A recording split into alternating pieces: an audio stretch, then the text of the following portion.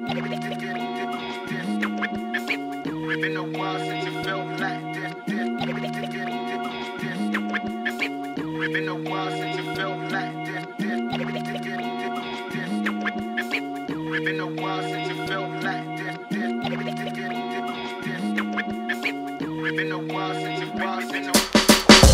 Tago mo na lang ako sa pangalan na Gilbert. Kung may tatanong, sakto lang ang estado sa buhay. Sana matanggap sa ina-applyan ko na dream work, para di na mapakabit sa matulis na bagay. Kung kukuhaan mo, wag mo nalagyan ng filter. Pag lumapit sabihin mo agad kung ano ang pakay. Huwag mo na akong daan-daanin sa paligoy-ligoy. Pag mawid sigurado malalagyan ng latay. Pero ba't may popo pa ako na lang dyan? Di ako yun, baka kamukha ko lang. Siguro kapangalan, oo nagtutulak ako. Pero ng kariton, marami akong basura. Kita mo naman sa aking postura, di ako adik sir. Wala ang karapatan, kapkapan ako kasi di ko alam yung sinasabi nyo na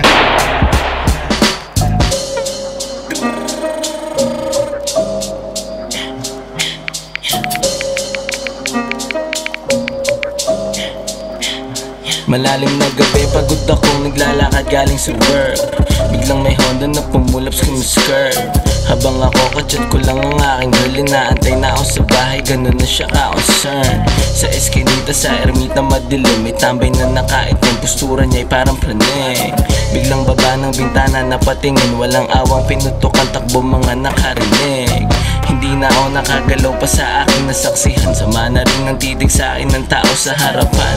Agad akong tinawag, tas tapik tanong sa akin kung nakikita ko daw kargada niya sa balakang.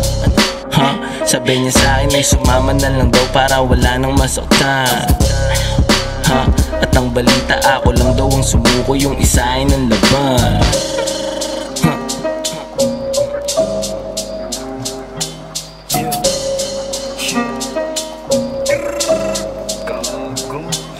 Balita sa akin sa kalye merong tinumba sa maong na bulsa, may nakatagong ano pa. Ibis na magsaya ngayon nabalot sa pula na dugo, dahilan ay panalo na kasa. Habang pasimple lang ako ditong bumubuga, pumukaw sa katahimikan ng tunog ng kanyang dala. Walang dala yan, marami nang alam, bibigyan ng katahimikan. Isang maling galaw mo lang, papawisan.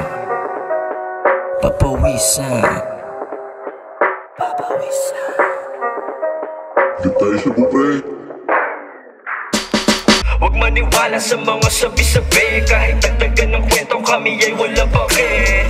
Huwag maniwala sa mga sabi-sabi, baka sa turo ay manunod at luwang balik niyan pre.